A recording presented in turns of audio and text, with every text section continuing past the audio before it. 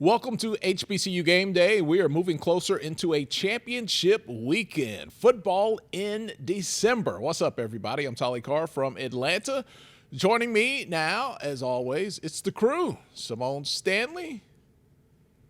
She's in full basketball mode, but we're going to get her to talk a little football here today, along with Wilton Jackson. Wilton, what's up, man? How were the collard greens for Thanksgiving? I know you had some, Wilton. Don't get me started.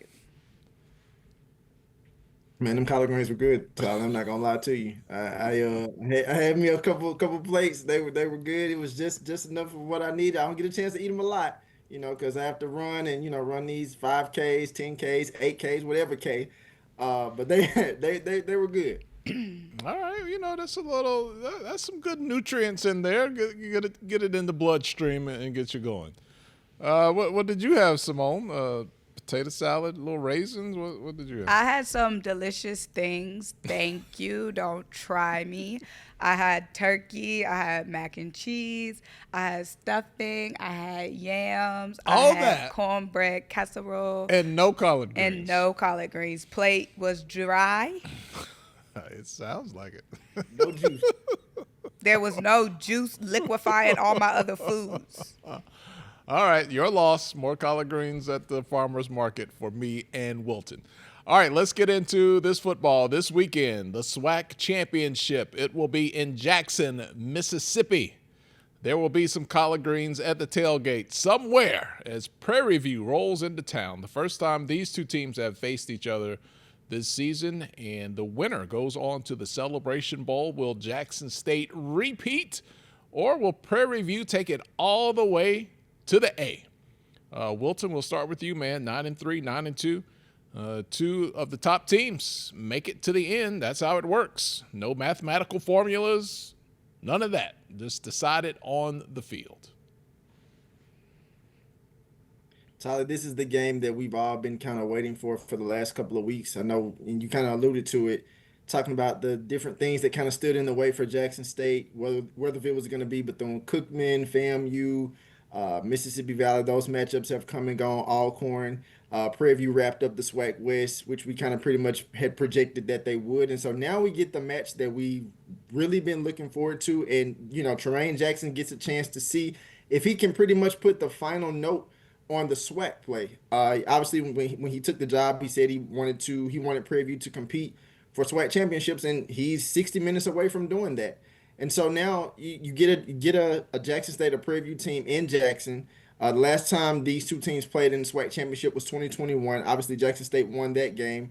But this is a different Prairie View team, and it's also a different Jackson State team. Obviously, Jackson State led by Coach Taylor, Tremaine Jackson at Prairie View. So I'm expecting a really, really good game. And one thing that kind of stood out when I think about this game was when we were on the call on yesterday talking to Coach Jackson, and he was just kind of talking about his defense. And I know the recognition this week, the SWAC postseason awards came out yesterday, and I know we'll get to that later on. And he was just kind of talking about his defense and how his players, they're not flashy. They don't necessarily get all the recognition or do all the flashy things, but they just do their jobs. And so, of course, he had some players on there, but I think those players, they're going to be challenged this weekend in terms of stopping a really, really potent Jackson State offense. Not even just on the ground, but then also just through the air as well, but specifically on the ground. Prairie View, the Panthers defense are going to have to really be dialed in terms of stopping Jackson State's rushing attack. They're going to have to also be prepared to stop whichever quarterback Coach Taylor goes with, whether it's Jared Lockhart or does Jacobian Morgan come back. That's everybody's, thought and wanting to know who's going to be the quarterback under center for Jackson State. I think regardless of whoever starts, if you're Prairie View, you absolutely have to make sure that you're locked and loaded on him. And if you're Jackson State, you have to run the ball. You have to be able to establish the run game. And I think with this game, it's going to be cold. There's a chance for rain. So that also alludes to both teams, pretty much going to have to be able to run the ball. So I'm expecting a really strong game. I think it comes down to which defense is able to get stops in critical moments. It could also be a situation of which team has the ball last in this particular game and which team really, really scores effectively in the red zone. So, yeah, you may get to the red zone. You may score field goals, but we really need to see which team is going to be able to score touchdowns. And I think those are going to be the critical points that help which team decide if they're going to win this game. All right, Symone, we got Prairie View coming into Jackson State. We saw Alabama State, which was neck and neck with Jackson State all year, two of the top teams in the East. They beat Prairie View in Prairie View, but this is a different team, different matchup. Well, what chances, if any, do you give to Prairie View this weekend? I think Prairie View has a very good chance. Now, it is going to be rough for Prairie View to be playing in Jackson, playing a championship game on the road in that environment. Because they're going to show up at the Vet. They're going to show up. They're going to pack out the Vet. It's going to be rowdy. So playing a championship game in Jackson, that's going to be tough. I feel like that's going to be one of the biggest differences in this game is the home environment that Jackson is going to have. That's rough. And I've been seeing all the back and forth that's been going on the streets, on Twitter. Coach Tremaine Jackson, obviously, he's played in these big games before. First big game in the SWAC, but we've seen what he's done at Valdosta State. So he's no stranger to, a big game, but a game in that environment, I believe this is probably his first time. Wilton, you've been to the Vet more than Symone and I. I've been a handful of times. What is that environment like, especially when it's a game of this magnitude? Oh man, it's like no other. You got 40,000 fans, 45,000 give or take, that'll be in those stands. You'll see a lot of blue and white pom-poms when Jackson State's scoring. I mean, you're gonna hear the sonic boom of the South. Like, it's just an environment like truly like no other. Because Jackson State has been accustomed to playing postseason football for like at least the last 5 years or last 4 years, fans expect that. Like, they expect to win. Of course, you guys both know this. The whole chant of JSU by 40. Like, although they haven't won every game by 40, but at the same time, fans expect to win. Like, there is a statement of, if you come to Mississippi Veterans Memorial Stadium, whatever team it is, you're not coming out of Mississippi Veterans Memorial Stadium with a win. You're leaving with an L. So I think that between the band, the fans, the tailgate, because I mean that's even before the game, and just the way that like the energy just resides like from the band, the players. It's a feeling that you can't even really explain, man. It's a reason why Jackson State in most cases typically leads FCS in terms of attendance for games. Like, just the way that stadium and the people that come into that stadium on Saturdays to cheer for Jackson State football, it's an experience like no other. Jackson State looking to go to the Celebration Bowl now for the fourth time in the last 5 years. For every SWAC championship game that they have played in, they've all been at the Vet, right? They haven't played a SWAC championship game on the road, if memory serves me correct. They've all been at home, right? They have. So 2021, Jackson State versus Prairie View. 2022, Jackson State versus Southern. 2024 of last year was at Jackson State, and then now. Yeah. So they look in the SWAC. If you win, you get the host. So to the spoils go the winners.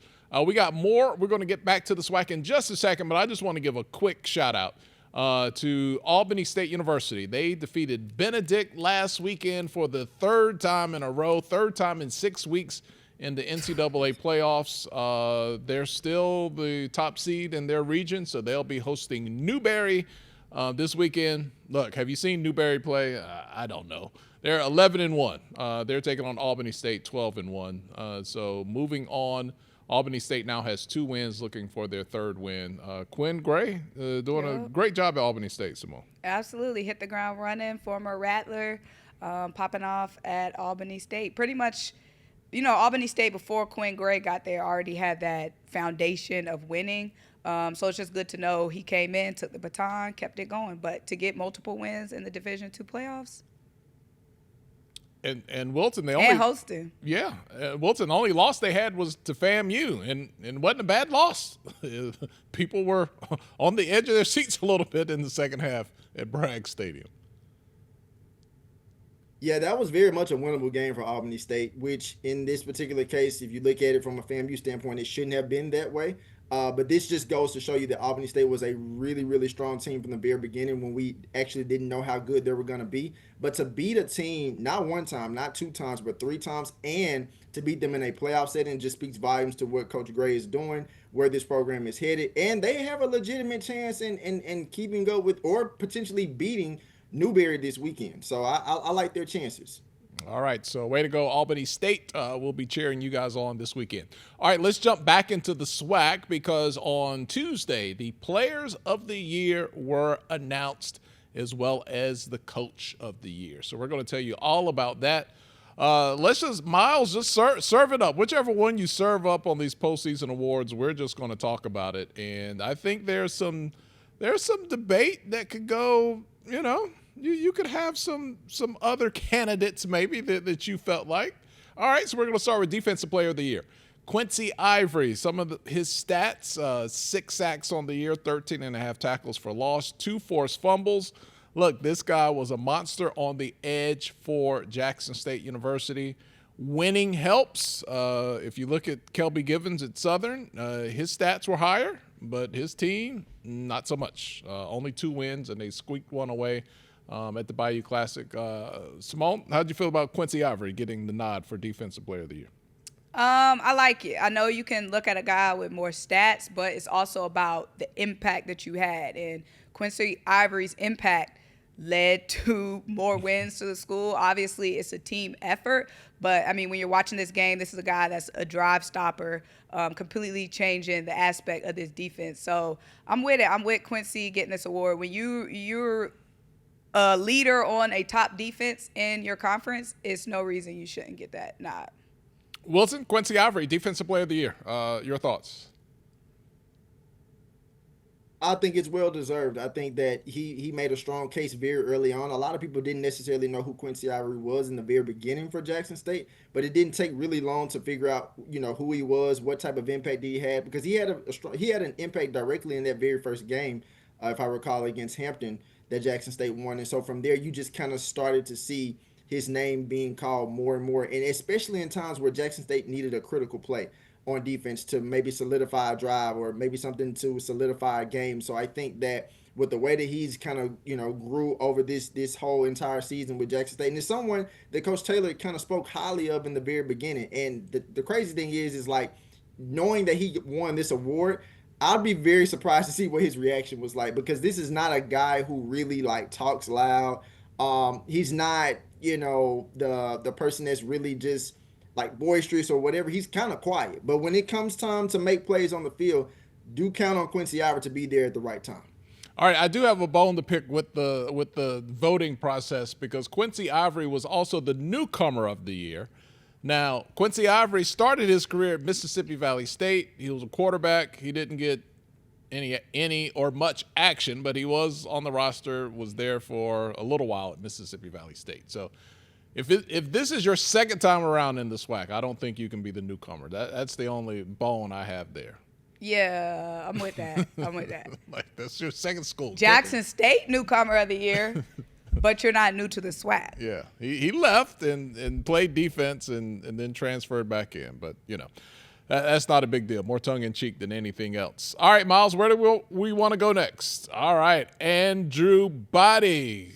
The only question I have, did he play enough games? He got hurt there at the very beginning of November, but you go look at the stats. He was still had the best per game passing average in the SWAC and was really, Wilton, I think, third in total passing yards, even though he only played 8 games and, other guys were like 11, 10, 12 games. So he filled up the stat books while he was there, and he is your Offensive Player of the Year. How do you feel about Andrew Body? Tyler, this for me was no question. I mean, we talked about this all year, how Andrew Body, before he got injured, of course, how dynamic he was, whether it was him throwing the ball, whether it was him using his legs, his decision-making. Really from that very first game against UAB, he pretty much lit up the box scores of everybody he faced, this season. And so I think that you're looking at a player who's just truly, truly dynamic, truly special. You hate to see the fact that he got hurt because this was an Alabama State team, again, that Granted, they have 10 wins, the most since 2004, the last time they competed for a SWAC championship. And so a lot of that had to do with Andrew Body and, them not being able to play in a postseason game. I mean, that sucks. But at the same time, looking at the body of work that he put in to truly, lead this Hornets team and where they would eventually become to where they are now, it just really speaks volumes. And he had an incredible season. So I have no issues with this at all. This was pretty much definitely spot on. Yeah, and shout out to the backup, Tayshawn Smoot. I mean, he didn't lose a game. They won every game after Body got hurt. So it was all decided in that game at Jackson State.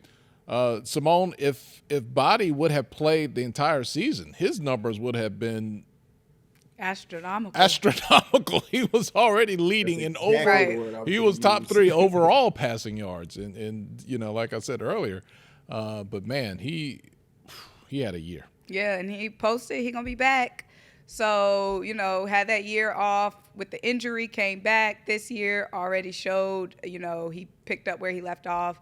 So excited to see next year. Oh, yeah. So Andrew Body, the player of the year in the SWAC. Now, they have listed the first team, second team. You can find all that at HBCUGameday.com. We just wanted to get into what the streets would be talking about. I thought we had one more. We do. Offensive player of the year, defensive player of the year. Now, let's see. Coach of the year. Who would it be? Tremaine, man. Coach of the year, Prairie View A&M, 9-3 overall, 7-1 in the conference. His first year, excellent job coming over from Valdosta State, and he has Prairie View A&M in the championship game. Could be on the way to the Celebration Bowl. Symone, how'd you feel about Mr. Jackson getting the nod? I love it. I mean, came in the SWAC, already in the SWAC championship game in his first year. There's nothing more that you could ask for a coach that came in with a lot of expectations, obviously, after what he's done year after year at Valdosta. So love it for Coach Jackson. Well-deserved. SWAC got it right. SWAC got it right. A Jackson coach deservedly don't give away too much. We're gonna get to that in a bit. Deservedly got his coach of the year. Love Coach Jackson's attitude, personality. He brings a lot of pizzazz. So I like it. Wilton, I don't have a problem with it. It was a tough choice. I think either of the 3 coaches could have gotten it. Eddie Robinson, T.C. Taylor, Tremaine Jackson. Tremaine Jackson gets it his first year. I like the pick, but this was probably one of the toughest years to pick a coach of the year. Oh, absolutely. And you just made a valid point. Any of the 3 could have been selected. I think if you are Eddie Robinson Jr., you just had a historic season, 10-win season. Again, hadn't happened since 2004. You look at T.C. Taylor, you're coming off of a Celebration Bowl win last year, SWAC Championship win last year, and you're playing for a SWAC Championship again this year. But I think that the nod was given to Tremaine Jackson just maybe due to the fact because here it is, someone who has had a lot of success at Valdosta State, as Symone just mentioned. And it's not always easy to join another conference and still duplicate that same amount of success. Because, again, here's a Prairie View team that wasn't necessarily bad or just really, really bad. But at the same time, when we saw them last year coming into this season before Tremaine Jackson becomes their head coach, I don't think many of us would have just said Prairie View is going to be playing in the SWAC Championship again this year in 2025. We didn't know that. But the fact that they are just speaks to the volume of what Tremaine Jackson has done with this program, what he's been able to do in terms of getting his players to buy in, specifically on both sides of the ball, but really on the defensive side of the ball. And it's really worked. Again, when you have a first-year coach and his plan works and he's still constantly trying to get better, you could tell even on the call yesterday on the coach's call, he was just kind of he still feels as though they haven't done anything. Of course, they've gotten to the SWAC championship, but there's still more to go, and he's absolutely right. But the hunger that he still has to win a SWAC championship, you can tell, and it just it's just embodied in the selection of the SWAC, picking him to be the coach of the year. Hunger with the O or hunger with the U? Are they hungry or are they hungry? Well, for Tremaine Jackson, I'm gonna give him an O. Hungry. You and these same jokes. Get a new one. Yeah, because Can I'm on you- you because you be on show me. Symone, show Because you Symone, be show on me. Symone. What? Why don't you do what you always do when you're not on camera? Okay, what? Because Symone as soon as I step as in soon this as she building, gets off camera, Simone's on her phone. yeah, because you telling them same jokes. I don't know if so she's why I paying need to attention. listen? I don't know if she's texting. No, baby, because as soon as Jalen this, Hurts. Tyler, you I don't better know be what careful. she's doing. She might be texting her mama about you. as soon as the red came on the camera, Tolly be trying me at the top of the show. So I'm on him in the middle. Let's freshen up the jokes, Tolly. It's week 13, baby. Come on. Okay, it's called a callback. It's called the callback. Anyway, here's the thing I liked about Coach Jackson. This is me removing Simone's foot off my neck. He talked that talk from the beginning of the year before they had, proven anything on the field, and he backed it up, and I like that. So he's brought some good energy. Look, no one, from a fan or media perspective, really wants to see, the guy that comes in and says, we're going to give 110%. We're going to play hard. All three phases of the game. They had a little spice on social media. So I think we all can appreciate that. And it was good to see him be rewarded with Coach of the Year. All right, so we have talked SWAC. One more thing. Did you watch the Bayou? Did you watch the Bayou Classic? Did I watch what? The Bayou Classic? A little bit. Did you watch halftime? Can you go to me, Miles, please? Did I watch what? The Bayou Classic. Yes, I watched my girl Glow. Did you watch it, Wilton? Yes, I did. I just wanted to take a second to say I thought Glorilla did an excellent job. She was synced with, dress coordinated. She was dancing with Grambling. Her and the PA announcer were in sync. He knew when to come in. She knew when to fall out. She was, real pretty. The way she looked, everything was just awesome about that. I felt like Juvenile made an appearance and Glow did like a mini show. She did a full show. Yeah, well, yeah. I thought it was. She was. Yeah, no. I was about to say she was very much in sync with everything. Like you said, from the band to the dancing dolls right beside her. Like everything just flowed like from the start to finish. And to your point, when Juvenile came on, it was kind of like you knew he was there. He had a mic in his hand. He recited some of the words or some of the lyrics from the song, but it wasn't really like he was like performing with the band. He was just kind of there. Yeah. Yeah, I thought it was more than I was anticipating. Yeah. I thought she would just kind of pop up, do something, but it looks like she really spent some time preparing with the band. Symone, what do you think that's like for these kids in the band to be able to you're literally dancing right beside one of the top hip hop artists in the world. Yeah, these SWAC bands, they get some incredible experiences, just throughout the football season. We highlight the football, of course, but these bands are performing at NFL halftimes. These bands are in Disney World performing, having their own halftime shows with celebrities and stars. So it's been, these past couple of years for these SWAC bands and these HBCU bands, it's been incredible seeing everything they've been doing. Yeah, and shout out Wilton, Sounds of Dynamite. They were at the Macy's Thanksgiving Parade. Mm-hmm. Thanksgiving parade, yep. Yeah. Sounds of Dynamite, all point, yep. Yep. So a great week for HBCU bands this week, and again, the performance with Glow was all that. All right, let's go into the MEAC now.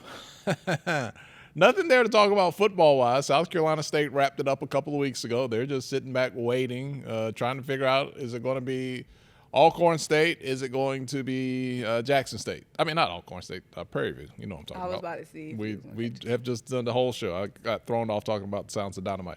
But they did have some awards announced this week. Let's start with if we can, Miles, let's do the first team offense. First team offense in the MEAC. Now, what they do in the MEAC, they don't do the players of the year offense and defense until later. They do it later in the month because they do it in Las Vegas. It's just different the way they do it. It doesn't come out right now. So we can't talk about who it is, but the offensive player of the year is going to come off of this list. We do know that. When you look at it, Symone, you got Walker Harris. He's got to be a contender. Marquise Gillis has to be a contender. James Jones is behind Gillis. It's hard to say that Jones would get it. Gillis was kind of the lead dog there. I think it. Jordan Smith. I don't know. Who do you think gets the nod in the MEAC?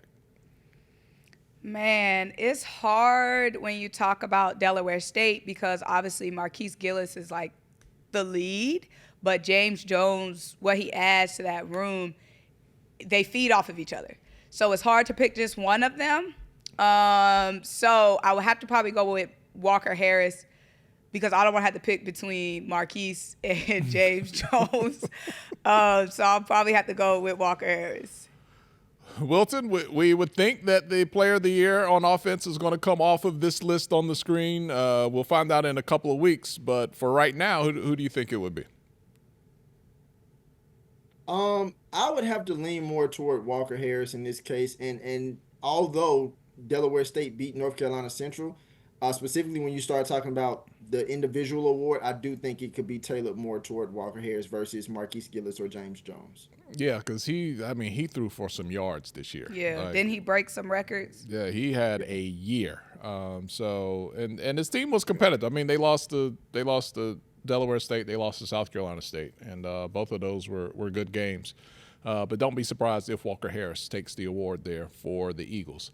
All right, so we got first team defense in the MEAC as well. We got some pretty good linemen in the MEAC on that defensive front across the league, and your defensive player of the year will come off of this list.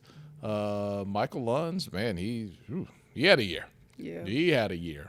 Wouldn't be surprised if he gets the award. So this is your first team in offense and defense. We have the entire first and second team listed at HBCUGameday.com. Symone, any thoughts on the all first team defense? Looks how it should look. We have special teamers in there as well. So shout out to special teamers. Yeah, North Carolina Central racking it up. Had it on special teams. Got the punter, the place kicker, return specialist, all there from North Carolina Central. I do want to give a shout out. Look, they won't get the offensive player of the year, but you did see a couple of big names on the first team offense. The lineman from Delaware State. I thought that offensive line. Look, offensive linemen everywhere never get enough credit, but that was a heck of a line. They put in some work. All right, so the coach of the year that was announced, and I think there's a little bit of conversation we could have here. 2025 Coach of the Year. No one beat South Carolina State in conference this year, last year. Chennis Berry hasn't lost a game in conference. He was back at Benedict sweeping through the conference. So, look, can you say anyone had a better season than Chennis Berry? No, you cannot, because he beat everyone. But, Symone, I do think it is hard not to see any postseason recognition for Deshaun Jackson. Taking his team all the way to the end, picked to finish dead last in the MEAC, and they were right there in the second half with a chance to make it to the Celebration Bowl. What a year, but it will not go down in the record books with any recognition individually for Deshaun Jackson, the coach. Yeah, that is rough, boy. It's rough, especially like you said, this was a team that people had zero expectations for, predicted to finish dead last, ended up making it to the MEAC Championship game. Winning season for the first time in since 2014? First time they've had a winning season. 2012. What'd you say, Wilton? Said 2012. 2012. 2012. Even more impressive for Coach Jackson. I had 2 more years on there. So obviously it's hard for me to see Coach Jackson not walk away with anything tangible, but that just adds more fuel. You can't really say Coach Berry didn't deserve it. He did go undefeated in the conference, but when you see a coach like Coach Jackson come in and do what he did with just 1 year, where he did it at, a school that people have overlooked for so long in the conference, and to pop charge some life and bring that school back, and now they're on the top. It's hard.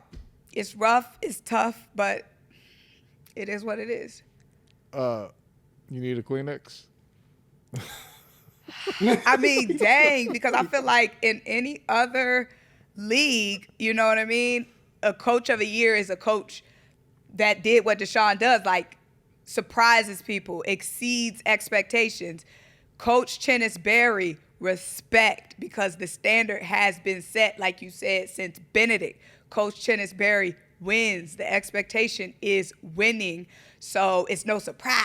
You know what I mean? You do what you do, win. You know what I mean?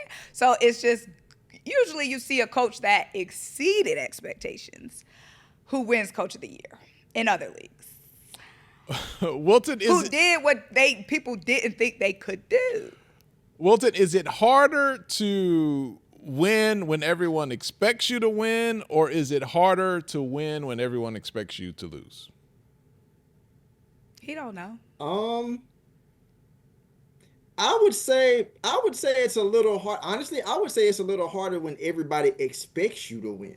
Because when no one has any expectations for you, it's just like, oh my God, this is a great story. Like, this particular coach has led this team. They might have won, and I'm not talking about just Delaware State. I'm just using something in general. Let's say a team has not won a game in 3 seasons, and then that 4th season, all of a sudden, new coach generates 12 wins, and each win, there's, the noise that's getting greater, and people saying like, oh my God, Coach X or whoever has led this team to 12 wins. We would have never thought that. But at the end of the day, yes, there's going to be a certain level of pressure on that coach because he or she wants to continue to win. But if you're the coach, like if you say, for example, like the Chennis Berries of the world, it's like, yeah, you're established. We know that you can win. We know that you have won. We expect you to win. And here's the thing that I would say to this specifically about this award. You could go either way. I actually thought that Deshaun Jackson would have gotten the award, but I'm also still glad that Chennis Berry got it, because here's the thing. People forget that, like, just because you win in one level doesn't necessarily mean you're going to win at the next level. And not to mention, he's won. He's like, to Tolly's point, he has not lost a conference game. And let's also consider this. When you have former coaches that are former NFL players that come in, again, this is a changing landscape of coaches and what that looks like. There's a certain level of like outside pressure from whether it's fans or just the media or people at large that think, well, the coaches that have been dominating for years, are they still going to be able to sustain this dominance against new level former NFL players as coaches? So not only that, but not only did Chennis Berry succeed that, but he did it in terms of beating Norfolk State. He beat Deshaun Jackson. And then, of course, he beat Trey Oliver, a longtime stalwart in the MEAC as well. So I could easily somewhat in a way still see, or at least understand, Chennis Berry's case for winning Coach of the Year. But it doesn't take away the fact of what Deshaun Jackson did, and he was very much eligible for this award.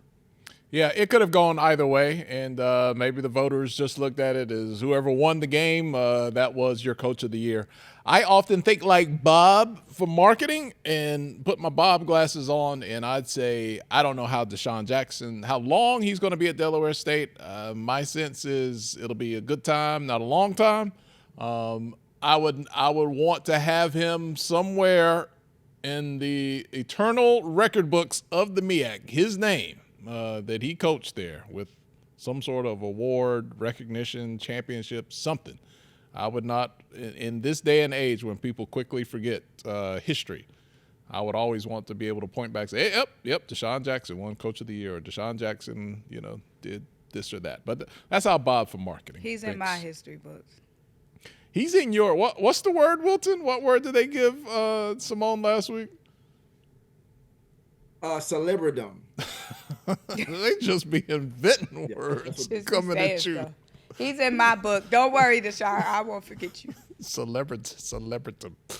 All right, we thought maybe we'd be talking about some coaching vacancies this week, but no. Everybody's safe for now. Everybody's safe. As soon as we press and record, we gonna get the alerts. As soon as we go upload, there'll be press conferences. But look, we heard that there was a lot of pressure at FAMU. There's been very quiet there this week. We haven't heard anything there. We wondered what would be the situation at UAPB. Coach, contract ends. Do they get a new contract? My experience, Wilton, a lot of decisions are made you got to get a little closer to the fiscal year. And sometimes these coaches, man, just get put in bad situations and decisions get made, right at spring ball, right after spring ball. So I don't ever want to see anyone get fired. That's not what I'm rooting for, but it is part of the news cycle. But so far, nothing has happened that I'm aware of this week outside of a brand new coach was hired at Southern University. And that was Marshall Faulk. Comes over after 1 year of coaching as running backs coach at Colorado. He takes over for Fred McNair, who was filling in for Terrence Graves, and we now have had 3 coaches at Southern University in 2025. And Marshall Faulk, look, he knows how to read the room. He says, I love the band, but boys and girls, there will be football played in the 3rd and 4th quarter. So after the human jukebox sets it off, please do stick around. He plans on making some things happen there in the 3rd and 4th quarter. Wilton, what did you think about the hire of Marshall Faulk at Southern University? Probably the worst kept secret in HBCU football this season. I think that Southern finally got it right. You bring in someone like Marshall Faulk, obviously a former NFL player, but beyond the fact that he was a Hall of Fame running back, and of course the assistant at Colorado with Coach Prime, you just talk about one of a true smart football mind, and that's what I've gathered from talking to other people and listening to what other people have said about him. His former teammate Aeneas Williams kind of talked about that yesterday, and you could just kind of tell the energy in that press conference from fans and former players and just the administration. They seemed really, really excited. And of course, it was just one press conference, but I think they got it right. You also have someone who's from New Orleans who will be able to recruit from the Louisiana area. And I think that when you start talking about some of the best football players on the planet, not even just from a collegiate level, but just, we'll take a chapter out of Symone's book really quick. When you start talking about NFL players, if you look at like the number of players per capita in terms of state in the NFL, there's no shortage of players coming from the state of Louisiana. So how does that trickle back down? That means that from the collegiate level to the high school level, there is a hotbed for talent in the state of Louisiana. And if your name is Marshall Faulk and you're a coach at Southern, you're going to be recruiting against other top schools across the South, obviously the SEC, but then there are going to be still players outside of those that may decide to leave the state of Louisiana that are still going to be in the state that you're going to be able to grab because your name is Marshall Faulk. They want to play for you. Very similar to like how other players wanted to play for, or may have decided in the state of Virginia to play for Michael Vick, or, Deshaun Jackson getting certain players that were able to come follow him to Norfolk State. So again, but in the state of Louisiana, football is just different. It's totally different. Like you could really argue to say Louisiana, Mississippi, Alabama, Georgia, Texas, Florida, those are states that are king when it comes to college football. And I think that when you have someone like Marshall Faulk, he's going to get a lot of good recruits and a lot of talent to come play for him at Southern. I think the biggest key for his success, though, which goes without saying, is who are going to be the people that he selects to be on his coaching staff. I think that's going to be a big part in that, and I think that's something that Deshaun Jackson did really well in his success at Delaware State this year, and I think that could be the biggest part of Marshall Faulk's success at Southern in year one. Symone, if Marshall Faulk wanted to have the same amount of success that Deshaun Jackson did or Coach Prime did, making the jump from being more known as a player than a coach and getting your feet wet, what are some things you think you'll have to do at Southern this year? One, like Wilton said, building the right coaching staff around him, that's going to be key because obviously, the head coach, they're the face, they're the name, but the support staff is huge. So building the right support staff, especially in your first year, is going to be key. And then 2, drawing on your resources. We saw Deshaun Jackson using his resources. Coach Prime, one of his biggest mentors, someone who's already had a lot of success in his coaching career, and then leaning on his NFL resources as well, whether it's, coaches, former players. So still being a student of the game, because when you're a first-time head coach, you have to draw back on being a student. You're learning. So, recognizing the fact that you don't know everything and relying on people in your circle who do. So for Marshall, we know, not just as a player, but now as a coach on Colorado staff, he knows a lot of people. So leaning on those people who can help him in his first year. And what was my third? I had a third. Well, I'll ask you this: if you having the old man memory like me, maybe not every single kid, Marshall Faulk might not be like top of mind. Like, oh, I used to, watch you play, but I don't think there's a single parent who's a big football parent that he walks into that room and they're not going to be like, oh wow, Marshall Faulk's like at my house. Yeah. But my third, thank you though, because I was just buying you some time. But my third, so bringing in, using your former teammates, your former player connections who might not be coaches, but who can come and speak to the students. And I know they make for good social media clips. Oh, this player came in and talked to the team, but that still does motivate the team, and it lets them know, man, my coach has been there before. Even if, again, those players might not have watched Marshall Faulk, they might know some of his other teammates, and they aspire to be like him. So when you can bring those guys into practice to really pump up the team, like we've seen Deshaun Jackson do throughout the year, Coach Prime obviously done at Colorado and Jackson State, that keeps those players hungry and keeps them believing in what they could do. All right, so Wilton, you feel good. Jaguar Nation should be at ease that they have some stability, you think, now at the head coach position. Absolutely. I think they do have some stability. I think that this will be a Southern team that certainly won't be the same of what we saw this year, winning 2 games. But I will say this in the midst of me saying that, shout out to Fred McNair for getting Southern that second win against Grambling in the Bayou Classic. What an incredible game and an incredible way to end a tumultuous season for Southern. But I guarantee you will likely not see another Southern team in the next 2 years or maybe even 3 years that only has 1 win. I think that Southern, like certain programs, and I've said this before, certain programs like FAMU, Southern, Jackson State,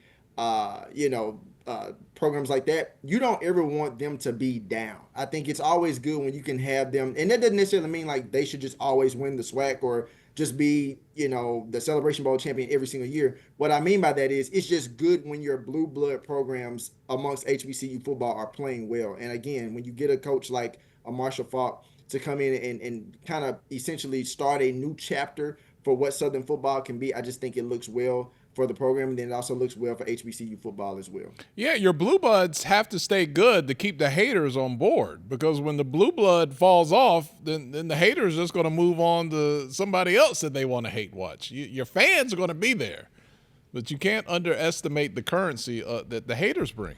Oh, trust me, I know about that hater currency. Haters got me rich, boy. That's how it is. Celebrity. Look, when your haters start feeling sorry for you, like, oh, you in a bad spot, man. You need them haters to hate. So you got to keep that thing going. But I agree, and we'll see how things go for Marshall Faulk. All right, predictions for this weekend, Wilton. Jackson State, this is just a formality asking you, is Jackson State going to win? But we'll do it anyway. Jackson State, Prairie View, who goes to the Celebration Bowl to meet South Carolina State? Tolly, for me, it's going to be Jackson State, but I do think it's going to be a close game. I think it really does come down to which team is going to be able to get defensive stops and really which one is going to be able to truly run the ball. Both teams have playmakers, specifically running backs that can make plays. We know Jackson State's. We also know with Prairie View, one of the biggest ones is one of the players that got, was it newcomer of the year that he received, Chase Beeman? Oh, no, freshman of the year. Sorry. Yeah. He got freshman of the year. Freshman of the year, yeah. Chase Beeman. He's going to have a strong game on the ground for Prairie View to go along with Cameron Peters. But I definitely have Jackson State winning this game, probably by a touchdown, maybe 10 points at the most. Symone, who meets South Carolina State for the Celebration Bowl?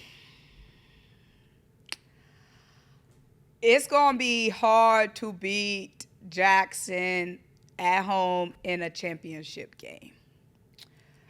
Same reason why I couldn't pick Delaware State in the game against South Carolina State. With my chest, I couldn't. But they were the home team. Oh yeah.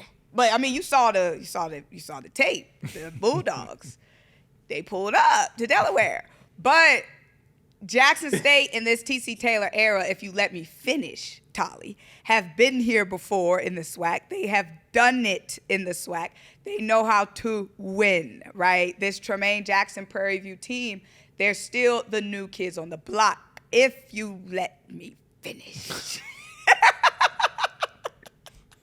So for the same reason why it was hard to pick Delaware State against South Carolina State, I'm going to have to pick Jackson State. Plus, you have the energy of the vet. Plus, Jackson State from the streets a little bit feel a little bit like they get picked on because, you know, streets are saying Prairie View. Now, I don't know the validity of this, but streets are saying Prairie View is using this game to market to recruits. And Jackson State, I've seen some of the fans online. They like, hold on. You think this is going to be a marketing experience playing against us? Let us remind y'all that this isn't something you want to use in a brochure. So they're feeling a little bit picked on. So I'm going to have to go with JSU. All right. You've heard it here. 2 out of 3 say JSU. 2 out of 3. That's what y'all two said. So what do you say? I didn't say anything. I don't ever say anything. I just ask the questions. Well, who do you have? I really feel like it could be a coin flip. That's what we got. I mean, I think. Look, when these games, to me, it comes when the matchups are these tight. When the matchups are this tight, it's hard to go against the home team. You know, it's the same thing I said about Alabama State and Jackson State. If that game would have been in Montgomery, I think Alabama State would have won it. It was in Jackson. Jackson won it. Jackson is hosting.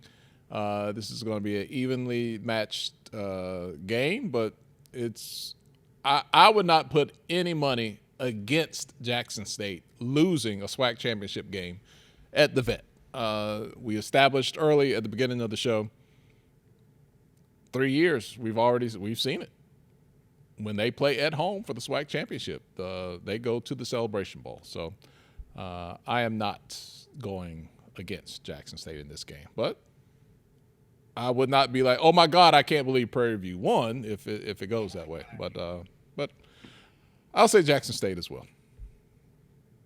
I normally don't. 3 out of 3. I normally don't. I normally just sit back so I don't have to say that I was wrong. And I they still gonna be on you because you said that they hate the comments if that game was at Alabama State. They hate when you say that in the comments, boy. So they already gonna be on you. Man, I saw somebody put on our page that they said we were an Alabama State page and Jackson State fans should just skip over. They call us everything. Are we Delaware State fans? Are we Jackson State fans? Somebody called me Karen. That's because you don't eat collard greens. That's why they called you Karen. What did you say? You had Brussels sprout salad? Yes, and it was fresh and delicious, okay? I'm getting old. I can't just be eating fat back greens. Oh, Symone, are you even 30 yet? No. And I want to make it to 30. No. Still got baby hair up there talking about she's old. All right, so you guys check out the game this weekend. We'll talk about it next week, of course, because it's going to be Celebration Bowl week. We're just going to roll right into it. Somebody's going to take on Chennis-Berry and the South Carolina State Bulldogs right here in Atlanta. For the rest of the HBCU Game Day crew, I'm Tolly Carr. We'll talk to you guys next week. Enjoy the SWAC Championship game, and good luck to Albany State.